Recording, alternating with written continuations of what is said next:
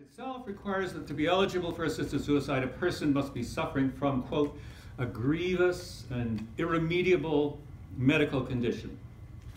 They must, quote, have made a voluntary request for medical assistance in dying that was not the result of external pressure, and they must give their informed consent to being killed. They don't use that word killed, of course. The request must be made in writing before 2 independent witnesses, and then 10 days must elapse before assisted suicide is administered. A person cannot be an independent witness to the request, quote, if they know or believe that they are a beneficiary under the will of the person making the request, or a recipient in any other way of a financial or other material benefit resulting from that person's death. So, you might think that we have a law that only allows assisted suicide under limited conditions and is hedged in with strict safeguards. But that is an illusion. Holland and Belgium have similar safeguards, which are systematically flouted with impunity. More than that, some doctors in both those countries have taken the bit between their teeth and are euthanizing several hundred people a year, that's right, several hundred people a year without their knowledge and consent. And this has been documented in the New England Journal of Medicine and other prestigious journals. What I find deeply ironic, and which no one in the media commented on, is that whatever good features are in the legislation are almost all the result of the strong advocacy of the dissenting conservative minority on the parliamentary committee that preceded the bill. The combined Liberal and NDP majority on that committee recommended a bill that would have given Canada a wide-open regime of assisted suicide available to children, the mentally ill, the non-terminally ill, and anyone whose medical condition, in their own opinion, in their subjective opinion, caused, quote, enduring suffering that is intolerable to them. The government turned its back on these wildly extreme recommendations and quietly adopted the conservative dissenting report's recommendations for a much more limited availability of assisted suicide. There was no comment on that in the media. The 4 Senate amendments that the Commons accepted actually made for a better bill. To the requirement that the person give informed consent, they added the phrase, quote, after having been informed of the means that are available to relieve their suffering, including palliative care. That's a very good amendment. Everybody who requests assisted suicide made has to be told about palliative care. That's very good. We can thank the Senate for that. The provision that if the person requesting assisted suicide was unable to sign the request, another person could do so on their behalf was strengthened with the stipulation that the other person must, quote, not know or believe that they are a beneficiary under the will of the person making the request or a recipient in any other way of a financial or other material benefit resulting from that person's death. And that they must sign the request, quote, under the person's express direction. Now, the other 2 amendments that the Commons accepted were very minor, just wording changes, and they don't need to detain us. As most of you know, the Commons stuck to its guns in requiring that the person's death must be, quote, reasonably foreseeable. And this, in the face of Senator Joyal's amendment to delete those words and allow anyone who said that they had a grievous and irremediable medical condition to demand assisted suicide. I think the Commons gave a good explanation for rejecting it. They said because it, quote, would undermine objectives in Bill C-14 to recognize the significant and continuing public health issue of suicide, to guard against death being seen as a solution to all forms of suffering, and to counter negative perceptions about the quality of life of persons who are elderly, ill, or disabled. And because the House is of the view that C-14 strikes the right balance for Canadians between protection of vulnerable individuals and choice for those whose medical circumstances cause enduring and intolerable suffering as they approach death. In the end, the Senate backed down, the Commons had its way, and a constitutional crisis was averted. Unfortunately, the Commons majority rejected a very good Senate amendment that would have prohibited anyone who might benefit from the death of the person receiving assisted suicide from aiding the medical practitioner in administering it. So, presumably, you could get the prescription, go to the pharmacist, get the pills, and if no one else is around, then someone who is your beneficiary could help you swallow those pills, could administer them to you. And the Senate said that should not be allowed. Why did the Commons overrule the Senate? Well, they gave us their reason that this, quote, would eliminate from participation the family members or friends most likely to be present at the patient's express wish. And this would violate patient autonomy in a fundamental and unacceptable manner. I find this bizarre. Okay, so much for the amendments. What about the law itself as amended? Now, so far, I've been mainly positive. You might think that I approve of this legislation. You could not be more mistaken. Because when we take a closer look, we find that it is indeed shot through with more holes than the proverbial Swiss cheese. For one thing, clever lawyers will have no trouble getting around the phrase, natural death has become reasonably foreseeable. After all, isn't everyone's death reasonably foreseeable? Far better protection would have been provided by the phrase natural death is imminent or is suffering from a terminal illness or disease. The requirement that there be a waiting period of 10 days, in the first draft, it was 15 days. Why they lowered it to 10 is anybody's guess. But this requirement is subverted by allowing the medical practitioners to opt for, quote, a shorter period.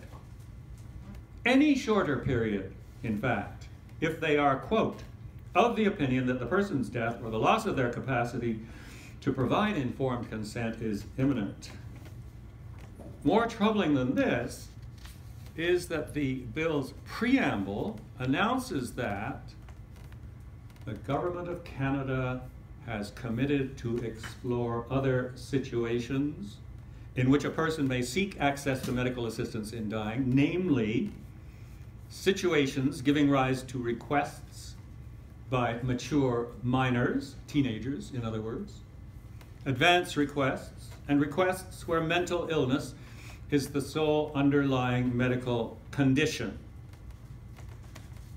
What is the government doing here if not giving a clear signal to the assisted suicide zealots that even though it wasn't politically expedient to hand them the whole loaf right now because of the stubborn opposition of psychiatrists, the Canadian Pediatric Society, and other vexatious groups, if they will just be patient, they will soon get the whole loaf. My suspicion is that this is actually what the government intends, is confirmed by the other gaping hole that comes at the end of the Act. This is the promise to appoint, in the 5th year after the Act is passed, which would be 2021, I suppose, another parliamentary committee to review the provisions of the Act and to submit a report, quote, setting out any changes to the Act that it deems advisable. To me, it seems perfectly clear that the government regards Bill C-14 as merely stopgap legislation that will last only until the political landscape changes, as it expects it will, maybe again with the help of the Supreme Court, and it becomes feasible to give Canadians a wide open law on assisted suicide, or possibly even, as with abortion, no law at all. Is this line of reasoning too cynical? Am I being unfair to our honourable members of Parliament? I'm sure that one of our truly honourable MPs, Harold Albrecht, who is here with us today for the whole symposium, will tell us what he thinks, either in the discussion or later on when he addresses us. So, part 2, the consequences for medical ethics. Now that Parliament has passed what may well turn out to be the most important legislation of the 21st century. We can't say that, of course, in 2016, but I suspect it may turn out to be the most important legislation. Well, as the celebrated author and ethicist William Gardner has put it, thanks to key moral decisions about marriage, abortion, Canada is virtually the only country in the world to have zero regulation of the killing of unborn children. And assisted suicide, Canada now has one of the most wide open regimes, unlike 95% of the rest of the world, which still protects its ill and elderly citizens from being killed. And in particular, unlike Britain, whose parliament just last September resoundingly defeated a bill, just like our own, a bill to legalize assisted suicide. Thanks to these measures over the past quarter of a century, says Gardner, Canada has become an evil country. Those are strong words, but think about it. Think about it. I'm sorry that Dr. Gardner could not be here today because I know that his talk would have been stimulating and thought-provoking. When abortion was legalized almost half a century ago, it put hospitals, doctors, and nurses into the business of killing for the first time. This was in direct defiance, not of the Bible or any other religious text, no, in direct defiance of the oath of Hippocrates, the 4th century BC physician, which declared that the vocation of the physician was to heal and to preserve life, and that under no circumstances must he be a party to killing, either at the beginning or at the end of life, or anywhere in between. From the 1970s on, medical schools and the medical profession as a whole stopped asking medical graduates to swear the Hippocratic Oath, which they had done for centuries. And many doctors and medical institutions took the frame text of the oath off their walls. Our new law on assisted suicide extends the practice of killing to the end of life. Even though the number of assisted suicides is unlikely ever to be as high as the number of abortions, currently around 120,000 a year, the social impact could be at least as great. Think about it. Unborn babies are anonymous, unknown persons except to their mothers. But the people who will be killed at the end of a long life are known to many family members, friends, and others. The example of assisted suicide will certainly be catching. After all, suicide contagion is a recognized phenomenon. We've witnessed it at Attawapiskat, in the Cree Nation of Manitoba, and, for reasons I don't understand, in Woodstock, Ontario. It's no accident that all the jurisdictions that have legalized euthanasia and assisted suicide have seen the numbers mount relentlessly every year. It'll be harder for medical practitioners to turn their backs on the culture of death that assisted suicide represents. It was mainly obstetricians who had to deal with abortion. Now, every family physician will have to face the near certainty that sooner or later, one of their patients will be requesting what is euphemistically called medical assistance in dying. Medical practitioners have been told that if they personally object to assisted suicide, they must still be willing to refer anyone who requests it to a practitioner who is willing to perform it. If this is insisted on by the government or by licensing bodies, like the Ontario College of Physicians and Surgeons, then doctors and nurses will either have to leave the profession or be complicit in the taking of human life. Now, a lot of people don't understand why refusal to refer or insistence on making a referral is complicity. Well, here's why. In the same way that doctors who find themselves in a country, and there are still several countries in the world where female circumcision or genital mutilation is legal. A doctor in one of those countries who refused to refer would have their conscience right respected. A doctor who did agree to refer a young woman for genital mutilation would certainly be complicit, would he not? He would share in the guilt of doing that. Anyone who can't see that referring someone for a procedure that violates your conscience is tone deaf when it comes to medical ethics. And that's why now must be a most difficult time to be an ethically upright physician in Canada today. And why I think Bill Gardner is right, we have become an evil country. But that doesn't mean that we just give up. Even though we may be in a minority among our fellow citizens, I would suggest that we have to burn like candles in the darkness. And that brings me to my final topic. What is to be done?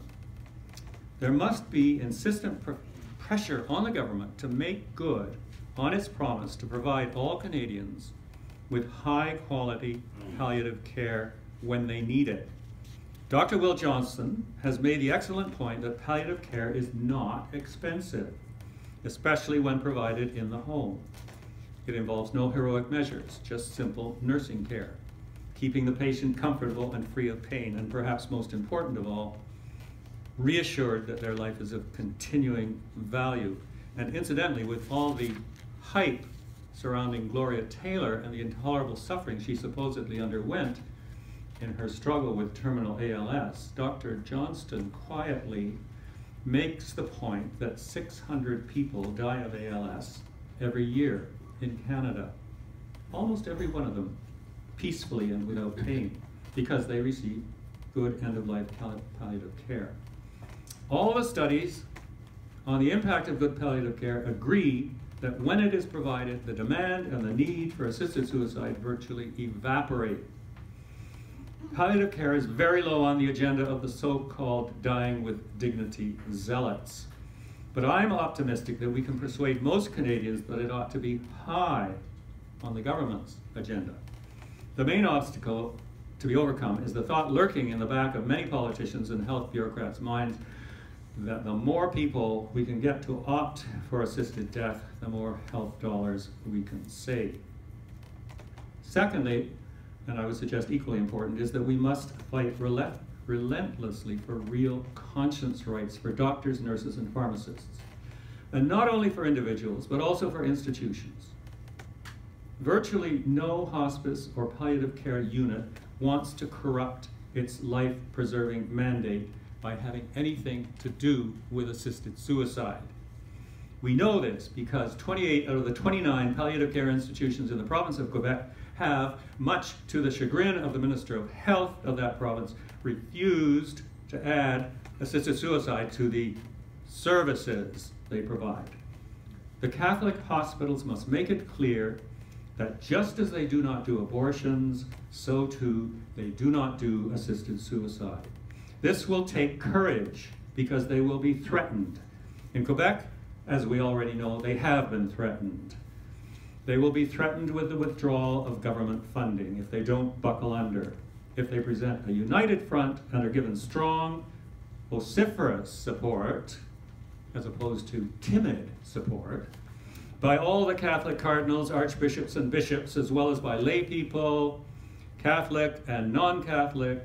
That could make a crucial difference. After all, it's in the interest of all of us that there should be doctors publicly committed to preserving human life, and that there should be hospitals where we can go confident that even if our illness is severe and life-threatening, we won't be killed.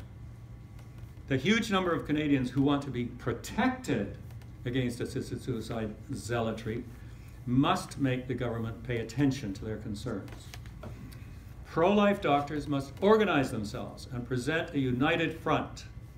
There are more of them than you might think. Recently, a major non-Catholic Toronto hospital canvassed all the doctors on staff to see who would be willing to participate in medical assistance in dying. Guess how many said they would? 0. Which hospital? I'll tell you later.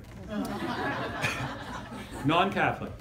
It's probably true that most of them would be willing to refer a patient who requested assisted suicide to another doctor who would do the job.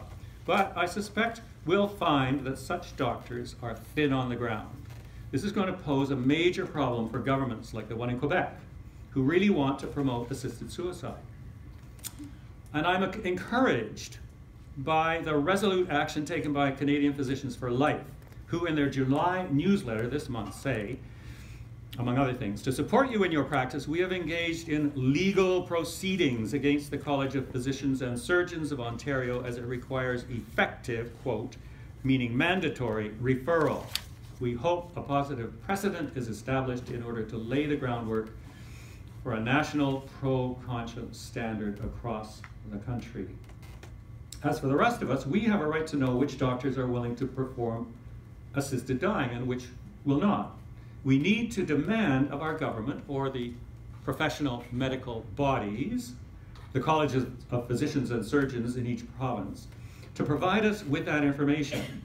Making it public will serve a dual purpose. In the first place, people who seek assisted suicide will be able to find a doctor willing to serve them.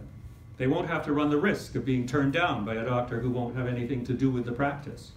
In the second place, those of us who wish to be cared for by a physician who honors the Hippocratic Oath won't have to shop around. We'll be able to find one easily.